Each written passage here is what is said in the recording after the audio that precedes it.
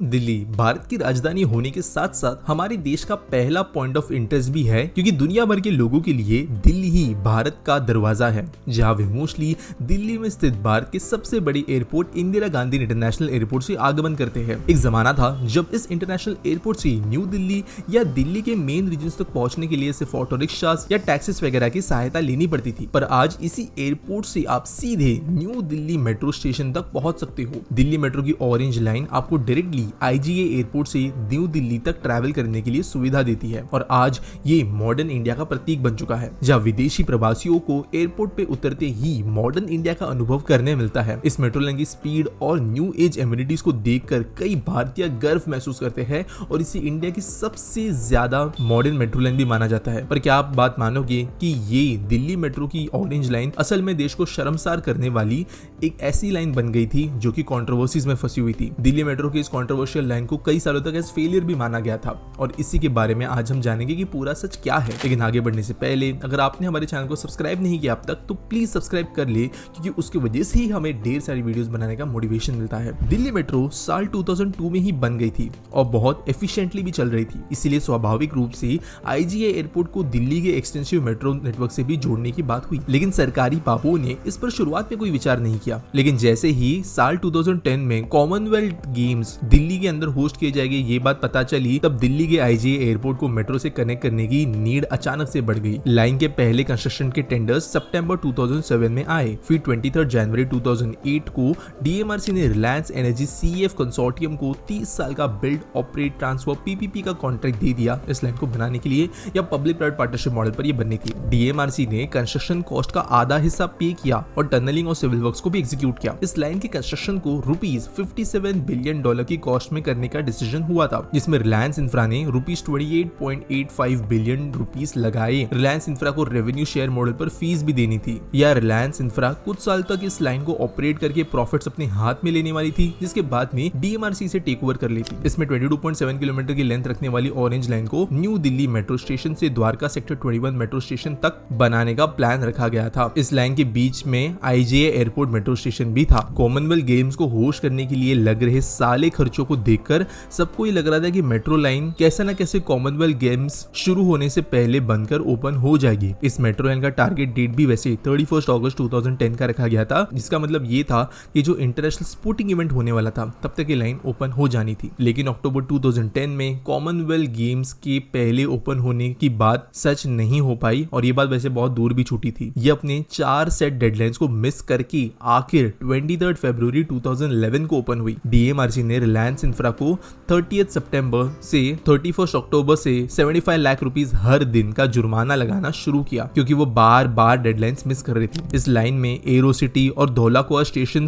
15 अगस्त 2011 को खुले, लेकिन इसके बाद में शुरू होती है गड़बड़ियां जो इस लाइन को काफी ज्यादा इनफेमस और शर्मसार करने वाला बनाती है। हालांकि लाइन कॉमनवेल्थ गेम्स के दौरान खुल नहीं पाई, लेकिन ये इतनी बड़ी खबर इसलिए नहीं बनी क्योंकि आप जानते अगर होंगे तो कॉमनवेल्थ गेम्स के अंदर ऐसे नहीं है कि एक चीज में गड़बड़ हुई थी। पूरा का पूरा कॉमनवेल्थ जो है देश को शर्मसार करने वाला एक इवेंट था और एक डेडिकेटेड वीडियो उसके ऊपर मैं बना चुका हूँ कि कितनी सारी गड़बड़ियां करप्शन घोटाले हुए थे कॉमनवेल्थ गेम्स के दौरान। लेकिन आज स्पेसिफिकली अगर लाइन की बात करें तो हुआ ये कि इस लाइन के ओपन होने के कुछ दिनों बाद में ही 8 जुलाई 2012 को ऑरेंज लाइन को सस्पेंड कर दिया गया टेक्निकल प्रॉब्लम्स के कारण, या कंस्ट्रक्शन के दौरान काम ठीक से नहीं किया गया था रिलायंस के द्वारा, जिसके वजह से जो आयरन की बीम्स होती है उनमें क्रैक्स डेवलप होने लगे। ट्रेन को सपोर्ट करने वाले बेरिंग्स भी डिसलोकेट होने लगे, जिससे ट्रैक्स अनस्टेबल हो गए थे और टनलिंग का जो काम किया गया था वहां पर कई जगह पर वाटर सीपेज का भी इशू हो रहा था। पानी टनल्स के अंदर घुस रहा था। वाटर सीपेज के कारण जो नीचे ट्रैक्स के अंदर इलेक्ट्रिकल सिस्टम्स लगे हुए थे वो डैमेज होना शुरू हो गए। अर्बन डेवलपमेंट मिनिस्ट्री ने बाद में डिस्क्लोज किया कि अंडरग्राउंड सेक्शन में कई क्लिप्स को सीरियस डैमेज हुआ है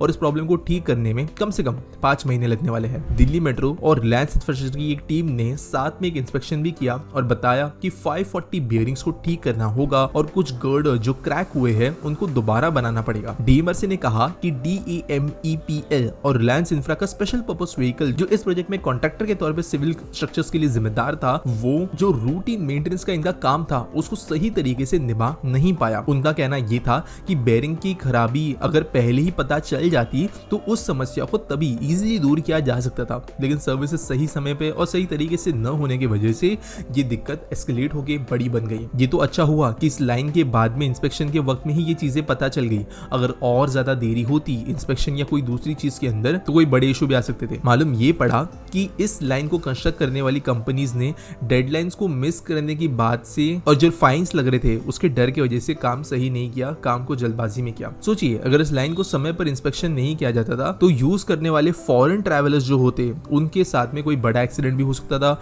और दुनिया भर में वो ब्रेकिंग न्यूज बन जाती। भारत के इंफ्रास्ट्रक्चर पर विश्व भर में उंगली उठाई जाती। और आप जानते हो कॉमनवेल्थ गेम्स के अंदर वैसे ऐसे इंसिडेंट्स हुए भी थे जहां पर गेम से कुछ दिन पहले कहीं पर बनाया हुआ ब्रिज गिर गया, कहीं पे उनके होटल्स के अंदर नल तक नहीं थे। इस तरीके के इश्यूज तो कॉमनवेल्थ गेम्स ने दिए ही थे इंडिया को शर्मसार करने के लिए, लेकिन ये और बड़ा इशू बन सकता था। हालांकि रिपेयरिंग्स करने के बाद में ऑरेंज लाइन को जनवरी 23, 2013 को दोबारा खोला गया, लेकिन इसकी स्पीड लाइन की सिर्फ 50 किलोमीटर पर आवर को रखी गई, जबकि इस लाइन को as an airport express metro line कहा जा रहा था, जो कि देश की सबसे फास्टेस्ट मेट्रो थी और 50 इतनी हाई स्पीड नहीं है। दिल्ली एयरपोर्ट से लेकर न्यू दिल्ली मेट्रो स्टेशन तक का सफर जो है वो इस लाइन से तब 40 to 50 मिनट्स में हो रहा था। इस वजह से इस लाइन को ठीक से यूटिलाइज नहीं हो पा रहा था, लेकिन डीएमआरसी ने अलग अलग एक्सपर्ट्स के इंस्पेक्शन के बाद में मिड 2014 तक इस लाइन की स्पीड को 80 किलोमीटर पर आवर तक बढ़ाया, काफी सारे रिपेयर्स के बाद में। सबसे महत्वपूर्ण बदलाव तो ये था कि 2022 में डीएमआरसी ये फैसला लेती है कि वर्तमान में 20 मिनट से कम समय में पहुंचाया जाएगा लोगों को इन दोनों जगहों के बीच में।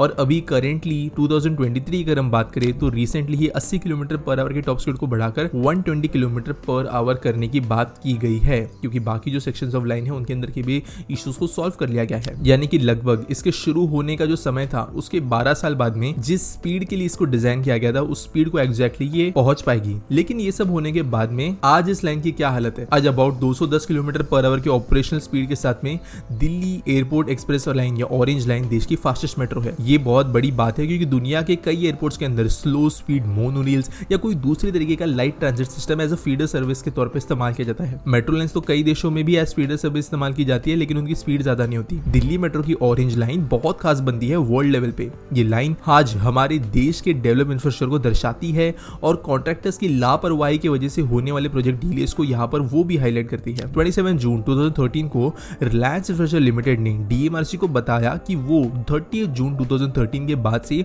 ऑरेंज लाइन का ऑपरेशन नहीं कर सकते और जुलाई 1, 2013 ने डीएमआरसी ने खुद एयरपोर्ट एक्सप्रेस मेट्रो लाइन का ऑपरेशन अपने हाथ में जबरदस्ती लेना पड़ा और बेसिकली रिलायंस के हाथ से ये काम निकल गया। इसका मतलब जो समय डिसाइडेड था पीपीपी मॉडल के अंतर्गत वो रिलायंस के लिए सही नहीं लग रहा था उस लाइन को ऑपरेट करने के लिए। और इसकी वजह से एक बहुत बड़ा प्रॉब्लम ये भी हुआ कि जो पब्लिक प्राइवेट पार्टनरशिप मॉडल है जो आज देश के कई प्रोजेक्ट्स के लिए इस्तेमाल होता है, इस मॉडल के ऊपर भी सवाल उठाए गए क्योंकि ये एक प्रोजेक्ट उसके लिए गलत एग्जांपल के तौर पे बाहर आया था। हालांकि आज इस लाइन के अंदर लोग ट्रैवल करते हैं, इसे बहुत ज्यादा मॉडर्न मानते हैं, जिसके रेक्स काफी अच्छे हैं, ये काफी समय बचाती है। दिल्ली के अंदर के सबसे हाई एंड एरियाज से जाने वाली लाइन ये बनती है, लेकिन कुछ पास्ट जो है इसका वो इंडिया के खराब टाइम से जुड़ा है। उम्मीद करता हूँ आपको ये वीडियो अच्छी लगी होगी। आपको इसके बारे में क्या लगता है मुझे अपनी ओपिनियन जरूर बताना कमेंट सेक्शन के अंदर और मिलेंगे अगले वीडियो में।